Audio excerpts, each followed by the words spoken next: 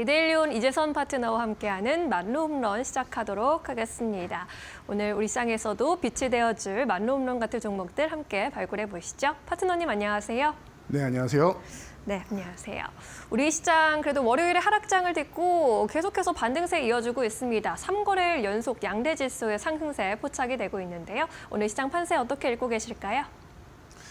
네, 월요일에 제가 소나기입니다라고 말씀드리고 어제는 이제 무지개를 여러분들이 이제 보셔야 되는 타이밍이다 말씀드렸는데 오늘 정도 되면은 무지개 기다리셨던 분들 많이들 보고 계시지 않을까 싶습니다. 어떻게 보면은 무지개가 하나가 아니라 소나기 이후에 두 개가 뜨는 이런 쌍무지개가 뜨는 이런 현상도 보실 수 있을 텐데요. 여러분 계좌가 그렇게 좋아지셨다라고 하면은 우리 말로 홈런 시간에 여러분들이 항상 집중해서 보신 게 아닌가 싶습니다. 자, 지금 소나기 이후 아름다운 무지개가 떠 있다라고 말씀드렸는데요. 어제도 말씀드렸던 이런 섹터들, 종목들 미리미리 준비하면 됩니다라고 했는데 오늘 또 트럼프가 또 입으로 모든 걸 해결해 주었습니다. 범양건영 다시 한번 볼 타이밍입니다 말씀드렸는데 가자지구 얘기 나오고 다음 주에 미넨 안보회의에서 또 이제 이 우크라이나 종전에 대해서 또 얘기한다라고 하니까 일주일 남았습니다. 그 안에 여러분들이 또 여러 가지 이슈를 보실 수 있지 않을까 싶습니다. 자, 그래서 지금 무지개는 떠 있다라고 보시면 되고요. 어닝 시즌이니까 어닝 관련된 종목들 잘 보시라고 말씀드렸습니다. 그래서 이제 희비가 엇갈리는 종목들 여러분들이 계속 관찰하면서 체크하시면 될 것 같고요. 단 한 번의 실적이 아니라 실적의 흐름을 체크하시는 게 중요해요. 이 사이클이 우상향을 하는 사이클인지 아니면 쉬어가는 사이클인지 아니면 내리막길로 가는 건지 이것만 여러분들이 판단할 수 있다라고 하면은 어렵지 않습니다. 그러니까 여러분들이 실적 보실 때 이번뿐만 아니라 전년도 보통 전년도 대비해서 비교해주고 전 분기 대비해서 비교를 해줍니다. 이 부분을 여러분들이 보신다라고 하면은 흐름을 아는 거는 어렵지 않을 것 같습니다. 그래도 어렵다라고 하면 이 말로 없는 시간 계속 함께 하시면 되겠죠. 자, 그래서 실적 계속 보시고 지표 같은 경우는 크게 신경 안 쓰셔도 된다라고 했습니다. 금리 인하 기조는 지속되는데 조금은 완화된다. 속도가 빠르게 내려가면은 여러분들이 좀 유동성이 확장되어서 좀 더 좋았을 텐데 트럼프의 정책에 대한 리스크가 있기 때문에 관세를 올리고 하면은 인플레이션 우려감이 있으니까 무작정 이 금리를 내릴 수가 없다. 그 외에 트럼프의 정책들이 많은 부분이 금리를 인하하기 좀 어려운 정책이다 보니까 연준에서는 보면서 하겠다라는 정도예요. 이런 흐름만 파악하시면 된다라는 겁니다. 지표도 마찬가지입니다. 고용지표 그동안 계속 좋다라고 말씀드렸는데 민간 고용 양호합니다. 나쁘지만 않으면 돼요. 최악이다라는 말만 안 나오면은 고용은 계속 양호했기 때문에 이번엔 조금 실망이다라는 정도가 나와도 그렇게까지 미국의 고용은 나쁘지 않다라고 보시면 됩니다. 소비도 마찬가지고요. 이번에 서비스업 같은 경우도 안 좋게 나왔는데 그래도 50 위쪽에 있다. 그러면은 그렇게 최악의 상황 아니다 정도로 보시면 됩니다. 미국은 단단한데 우리나라가 문제다 정도로 체크하시면 될 것 같습니다. 자, 그리고 가자지구 장악하겠다. 참 대단한 것 같습니다. 일단 생각이 나면은 잠깐의 회의를 통해서 무언가 결정나는 거 없이 던지고 보죠. 자, 나는 주사위를 던졌으니까 당신들이 해답을 가져오시오라는 형식의 외교를 하는 게 트럼프다라고 말씀을 드렸습니다. 주사위를 이미 또 던진 거예요. 그래서 가자지구 자꾸 이러면은 미국이 장악하겠다. 근데 여러분 상식적으로 생각해 보세요. 그 전쟁 지역에 그 수많은 불발탄, 지뢰 등등 많은 것들이 있을 텐데 이거를 미국이 다 직접적으로 해서 해결을 한다? 쉬운 일이 아닙니다. 그렇기 때문에 해결책, 이제 협상의 도구로 항상 쓴다라고 말씀드렸죠. 해결책 갖고 오시오 정도로 생각하시면 될 것 같아요. 미넨 안보회의 같은 경우에는 이제 트럼프가 기존부터 얘기했던 부분이니까 이 부분은 다음 주 이제 딱 일주일 남았습니다. 그래서 14일에서 16일에 열리는 거니까 그 전에 불안하신 분들은 해결하시면 되겠죠. 이 정도까지 체크하시면 될 것 같아요. 그래서 우리 시장 무지개가 열렸느냐? 라고 체크를 해봤더니 코스피 지수는 이미 2,500포인트를 어제 회복했다라고 말씀드렸고 기존 지수권의 상단 쪽으로 붙어가고 있습니다. 결국 뭐예요?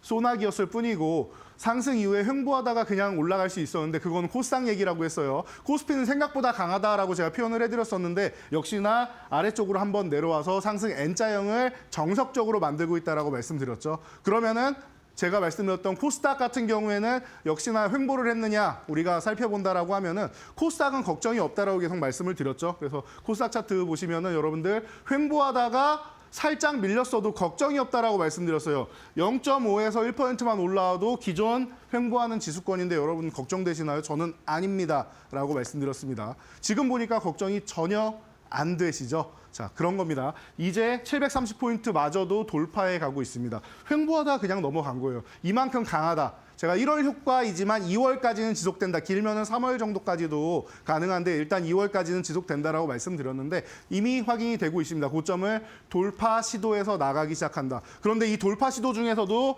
제일 좋아하는 게 장대 항공보다 더 좋아하는 갭으로 돌파했다라는 측면에서 의미가 있다라고 보시면 돼요. 그래서 한 번 더 위로 뻗어나가면 가장 나이스한 거고 바로 뻗어나가지 못하고 730포인트 지력 테스트에도 상관없다. 제가 기존부터 말씀드렸던 700포인트 중후반 정도까지는 쉽게 움직일 수 있다라는 이 움직임 그대로 실천해 나가고 있습니다. 그래서 여러분들이 이렇게 편안하게 보시면 되고요.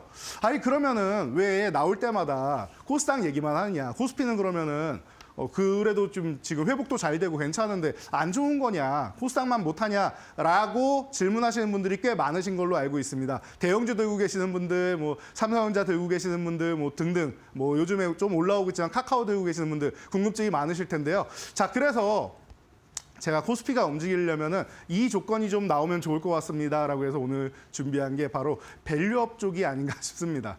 여러분, 한국 증시에 활짝 핀 무지개는 이미 코스닥 쪽에서 만들어주고 있죠. 그러면 앞으로 코스피가 활짝 피기 위해서는 이 구간이 해결이 돼야 된다는 말이에요. 그래서 우리 6개 분야 알고 계시죠? 정보기술 분야, 산업재 분야, 헬스케어 분야, 그리고 자유소비재 분야, 금융 분야, 소재 분야로 해서 지금 밸류업 지수가 만들어져 있습니다. 그래서 작년 말에도 다시 한번 리밸런스 통해서 추가적으로 편입도 하고 하면서 계속 개선을 해 나가고 있는데요. 이제 막 만들어진 거니까 개선은 계속해서 나아갈 겁니다. 그러니까 이런 부분 여러분들이 생각하시고 첫 술에 배부를 수 없다라고 했어요. 일본 같은 경우는 아베노믹스에서 그 10년 이상을 준비해가지고 이 인프라를 만들어 놓고 그리고 금리를 쫙 풀어가지고 자금을 풀어놓고 나서 시작한 것과 우리나라는 정반대되는 상황. 어떻게 보면 또 갑자기 시작하지 않았나 싶을 정도의 밸류업이기 때문에 우리나라 증시가 다운돼 있으니까 밸류업하면 끌어올려지겠지라는 단순한 생각이었는지 아니면은 무언가 깊은 계획이 있었는지까지는 제가 잘 모르겠습니다. 하지만 어찌됐건 우리도 밸류업을 시작한다라고 하면은 그 정도로 준비는 못했단 말이에요. 우리는 10년, 20년 준비를 못했어요. 그렇기 때문에 빠르게 밸류업에 대해서 이렇게 해야 됩니다라고 나오면은 오히려 잘못된 판단, 잘못된 정책이 나올 수 있기 때문에 오히려 이렇게 천천히 가는 게 이런 밸류업 관련주들 1년이 아니라 우리도 한 3년, 5년 이렇게 꾸준하게 올라갈 수 있는 방식이 될 수 있다. 오히려 정부에서 적극적으로 개입하지 않는 게 좋을 수 있다. 여러분들 정부에서 적극적으로 개입하고 정책 딱 내놓으면 뭐라고 해요?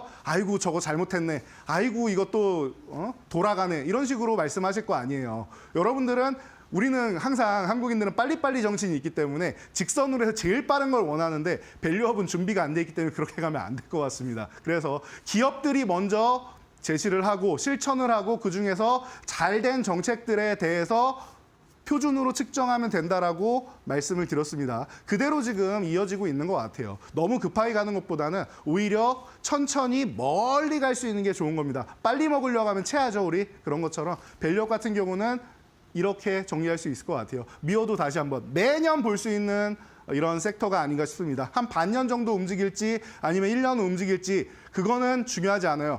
어느 정도 움직인 다음에 휴식을 취하고 또다시 움직이고 휴식을 취하고 이렇게 추세적으로 움직이는 게 중요하다. 파동을 그리는 게 중요하다라는 정도만 여러분들이 생각하시면 될 것 같고요. 그래서 밸류업 지수에 편입돼 있는 종목들 중심으로 우리 또 오늘 한번 확인해 볼 테니까요. 여러분들 제가 항상 지금 이슈가 밸류업은 아무도 관심 안 갖는 것 같은데 라고 생각하시는데 미리 봐야 된다라고 했습니다. 트렌드를 따라가면은 뉴스에 나오면은 오늘 재건주 따라가신 분들 수익 보십니까?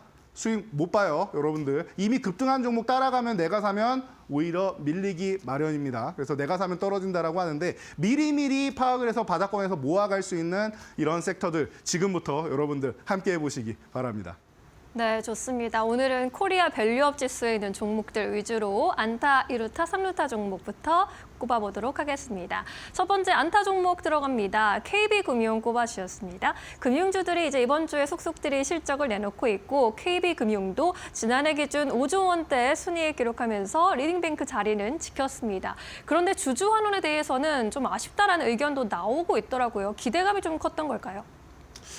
네, 맞습니다. 금융주 같은 경우는 원래 뭐 밸류업 하면은 가장 뭐 기대감을 모으는 그리고 가장 기본이 되는 이런 섹터가 아닌가 싶어요. 그래서 기대감이 높았던 만큼 그 정도를 충족시키지 못했다라는 정도인데 KB금융 같은 경우는 작년에 이미 밸류업 정책을 내놨죠. 적극적으로 자사주 매입을 하고 그리고 그 연간 해가지고 이제 거의 뭐 조 단위 정도로 이제 자사주 매입하고 이제 소각을 하고 할 수 있는 정도의 규모를 만들어놨다. 그런데 우리가 생각하기에 조금 못 미치는 것 같다라는 생각을 하신 것 같은데 괜찮습니다.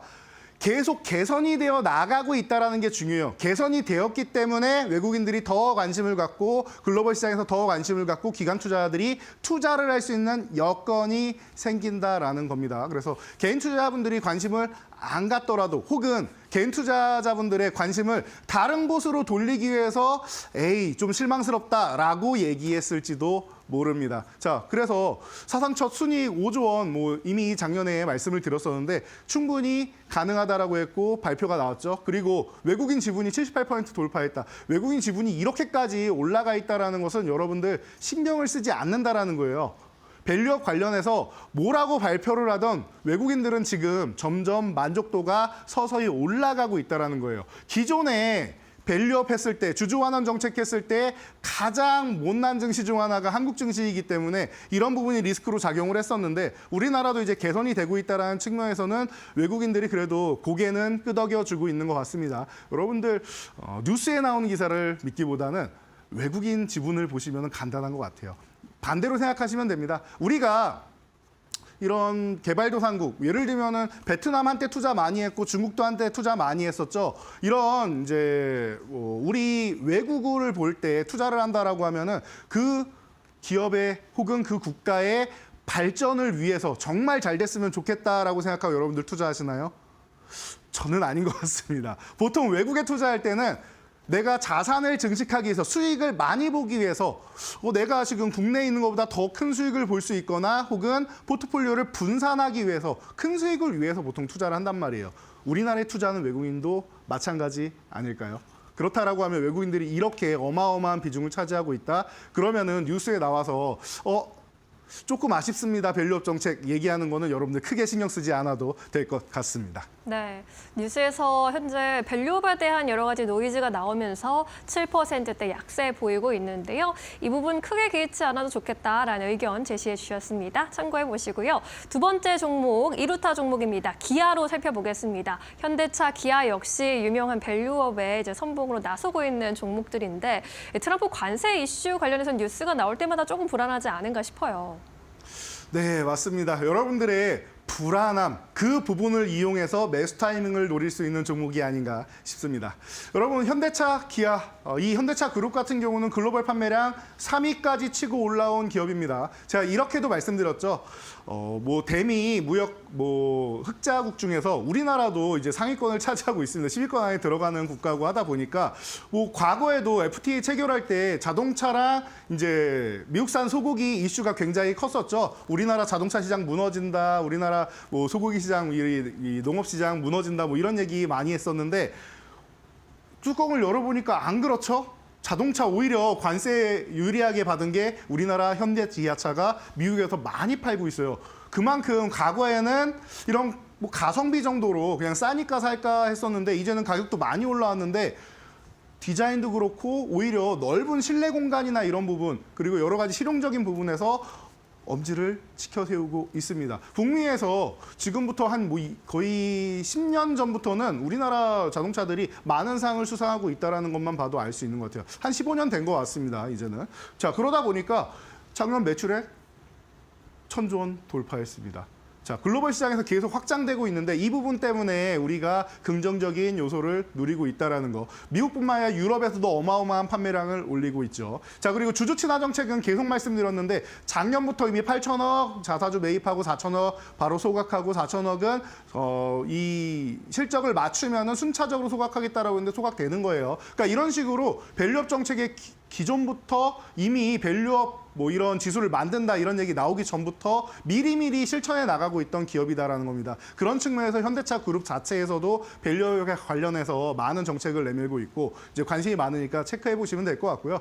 제가 좀 전에 말씀드렸듯이 트럼프 관련해서 리스크가 있다? 괜찮습니다. 오히려 그 리스크가 나오는 구간이 저점을 확인하는 구간이고 오히려 지금보다 이제 추세가 좋아지기 시작한 다음에 중간중간 한 번씩 조정을 맞는다라고 하면은 그 구간이 여러분들이 싸게 살 수 있는 구간이다라고 말씀드리겠습니다. 네, 기아 실적에 대해서 이야기해 주시면서 지난해 매출이 이제 100조 원을 돌파했죠. 함께 잘 살펴봤습니다. 이제 세 번째 종목, 3루타 종목 살펴보겠습니다. HS 효성 첨단 소재입니다. 자, 이렇게 지금 실적이 잘 나오고 있는 종목들 안에서 HS 효성 첨단 소재 역시 함께 언급이 되고 있습니다. 4분기 실적 견조했죠. 네, 맞습니다. 실적이 계속 좋아지는 기업이고 이 기업명 계속 이제 기업명이 조금씩 바뀌는 기업들 보면 저도 입에 잘 안 붙는데요. 뭐 현대 같은 경우도 HD 현대 이렇게 HD가 붙고 효성 같은 경우도 이제 제가 여기 써놨는데 인적 분할을 통해서 이제 독립 경영을 이제 시도하고 있습니다. 그래서 앞에 HS 효성 첨단 소재 너무 길어요, 사명이. 그러다 보니까 여러분들이 입에 착착 붙지 않는다라고 말씀하시는 분도 좀 많긴 한데 입에 붙는 게 뭐 중요합니까? 여러분들 계좌에서 수익만 잘 내주면 되는 거죠. 자, 3루타 종목은 뭐다? 호타중조. 빨리 갈 수 있고 멀리 갈 수 있는 종목이다. 실적이 너무나도 잘 나오고 타이어 코드, 이 3대 타이어 코드 쪽으로 해가지고 다 생산하는 기업이고 글로벌 점유율 50%. 너무나도 편안하게 가고 있다. 그리고 탄소 섬유 쪽 시장 같은 경우에도 지금 확장을 계속해 나가면서 점유율을 높여가고 있다는 겁니다. 그래서 밸류업을 하려면 가장 기본되는 조건이 뭐다? 돈을 벌어야 밸류업을 한다. 돈을 못 버는데 어떻게 주주친화 정책을 합니까? 그런데 돈을 잘 벌기 시작한다. 그리고 계속 개선되기 시작한다. 지금 뭐 화학산업 같은 경우는 전통 화학은 안 좋은데 그런 부분에서 효성첨단 소재 같은 경우에는 앞서 나가는 기술력으로 극복해 나가고 있다는 측면에서 여러분들이 지금 구간부터 여러분들이 관심 가져보시면 딱 좋은 종목이 아닌가 싶습니다. 그래서 3루타로 선정했으니까 이 바닥에서부터 이제 움직이기 시작하는 효성첨단 소재 관심 많이 가져보시기 바랍니다. 네, 그동안 밸류업 안에서 대표적으로 여겨졌던 종목들, 뭐 금융주나 자동차주뿐만 아니라 HS 효성 첨단 소재 같은 종목들까지 함께 언급해 주셨으니까요. 밸류업을 또 잘하려면 실적이 뒷받침되어야 하는 만큼 앞으로의 실적 흐름과 함께 밸류업에 대한 흐름 함께 체크해 보시면 좋겠습니다. 자, 이렇게 오늘의 세 가지 종목 먼저 만나봤고요. 그동안의 만루 홈런 종목들 어떻게 운용되고 있는지 수익률 짧게 체크해 가시죠. 네, 그동안의 말로 없는 종목들. 자, 제가 목표는 매달 제가 말씀드리고 있는데 1월은 목표 달성했다. 열흘 만에 세 종목 달성을 했고 초과 달성해서 네 종목까지 나왔죠. 2월 목표는 뭐다? 세 자릿수 수익률 나오는 종목이 나올 것이고 1위가 바뀔 것이다 라고 말씀드렸는데 이미 하나오션이 1위로 올라왔죠. 그러면서 94% 이제 얼마 안 남았습니다, 여러분. 세 자릿수가 얼마 안 남았고 밑에서 올라오는 종목들도 세 자릿수 갈 수 있는 종목들이 뚜렷하게 나오고 있으니까 여러분들 1차 목표가 달성하고 쉬는 종목들 잘 보시면 좋을 것 같고요. 자, 2위권에 있는 범양건영 오늘 한번 차트를 보면서 간단하게 설명드릴게요. 자, 우리가 투매가 나오는 날 여러분 재건주부터 보시고요. 지금 투매가 나올 때 저 바닥권에서 보세요라고 해서 맨 앞에 동그라미 쳐져 있죠. 다음 날부터 해서 2연상 올라갔습니다. 그래서 너무나도 멋진 수익률을 보였는데요. 그리고 나서 말로 홈런 달성하고서 충분히 휴식했어요. 제가 어저께 이 시간에 나와서 여러분 범양건영 다시 보셔야 된다. 이럴 때 재건주 보시는 겁니다라고 말씀드렸죠. 오늘 바로 이 장중에는 상한가 들어갔다 풀렸다 했는데 현재 시간 상한가에 들어가 있습니다. 편하게 보시고 만약에 장 마감 전에 상한가 풀린다라고 하면은 그때 절반에서 그냥 전략 매도 한번 하시고 아니면 내일까지 보시면 될 것 같습니다. 나는 좀 길게 보고 싶다 하시는 분들은 뭐 민해엔 안보회의가 이제 다음 주에 있으니까 다음 주 한 초에서 초중순 정도에는 그래도 정리한다 생각하시면은 딱 어울리는 종목이 아닌가 싶으니까요. 여러분들 편안하게 이 종목도 보시고 만약에 이 종목 또한 저 4,000원을 넘어간다라고 하면 100% 돌파 노릴 수 있으니까요. 함께 보시면 좋을 것 같습니다. 네, 그동안의 만루 홈런 종목들 놀라운 수익률 보여주고 있는데요. 2월 안에 또 세 자릿수 수익률 달성할 수 있을지도 함께 지켜봐 주시죠. 자, 그럼 오늘의 만루 홈런 종목 선정해 주실 타이밍인데 밸류업 지수 안에서 어떤 종목을 최고의 종목으로 보고 계실지 궁금하네요. 자, 저는 우리나라에서 AI 하면은 당연히 HBM 관련 쪽이 나와야 된다라고 항상 말씀드리죠. 그러다 보니까 이런 리노공업 같은 종목들이 눈에 안 들어올 수가 없어요. 고민은 많이 했습니다. 이수페타시스냐 리노공업이냐 오늘 고민을 많이 했는데 이수페타시스가 이제 그 유상증자로 인해서 이제 다른 사업을 진출하겠다라고 했었는데 그 부분을 처리한 다음에 주가가 많이 올라왔죠. 단기간. 그래서 단기간 올라온 이수페타시스는 조금 쉰 다음에 다시 소개해드리고 오늘은 리노핀으로 유명한 리노공업. 온디바이스 AI 시장이 올해 개화가 다시 된다라고 하는데 작년에 사실은 처음에 개화될 수 있겠다 싶었는데 좀 지연됐죠. 그래서 올해 정도는 소프트웨어도 발달하고 굉장히 좋아질 거다. 고도화가 될 거다라는 얘기가 나오고 있는데 자연스럽게 소켓 판매가 기대가 되는 종목입니다. 여러분들이 그냥 편안하게 보실 수 있을 것 같아요. 뭐 삼성전자, 하이닉스 비롯해서 이게 글로벌 이제 뭐 그 고객사가 너무나도 많다 보니까 여러분들이 아는 빅테크들은 다 이 리노공업의 제품을 사용한다 생각하시면 될 것 같습니다. 딥시크 우려감 때문에 지금 잠깐 쉬고 있죠. 이 상황은 뭐다? 기회다라고 생각하시면 됩니다. 그래서 지금부터 여러분 체크하시면 되고요. 가격 전략은 너무나도 간단한 것 같습니다. 여러분들 20만 원 요 구간이랑 22만 5천 원 사이에 있는 이 21만 원 전후돼 있는 요 구간 21만 원 전후에서 오늘 움직이고 있는데 해당 구간에서 여러분들이 매수 포착을 하시면 될 것 같고요. 25만 원을 1차 목표가, 2차 목표가를 27만 5천 원이라 한 5천 원 정도 더 올려봤습니다. 돌파 시도하면서 살짝 윗골이 다는 이런 과정 나올 수 있기 때문에 28만 원을 2차 목표가 정도로 생각하시면서 2만 5천 원 단위를 계속 올려가면서 저도 뭐 장기적으로는 뭐 기존의 고점이었던 부분, 뭐 30만 원 부분도 넘어갈 수 있는 종목이다라고 보고 있으니까 여러분들도 좀 편안하게 보시면 될 것 같고요. 자, 리스크 관리는 요 20만 원 구간만 가면은 계속 이제 뭐 지지력을 받고 있는데 이 구간을 이탈한다라고 한번 정리했다가 20만 원 회복될 때 다시 보시면은 아주 편안하고 안전하게 볼 수 있는 종목이니까 여러분들이 함께 확인해 보시면 좋을 것 같습니다. 네, 리노공업까지 살펴봤습니다. 딥시크에 대한 우려감 오히려 기회로 삼아볼 수 있겠다라는 의견까지 잘 참고해 보시죠. 오늘 말씀은 여기까지 듣겠습니다. 자세한 설명 고맙습니다. 감사합니다.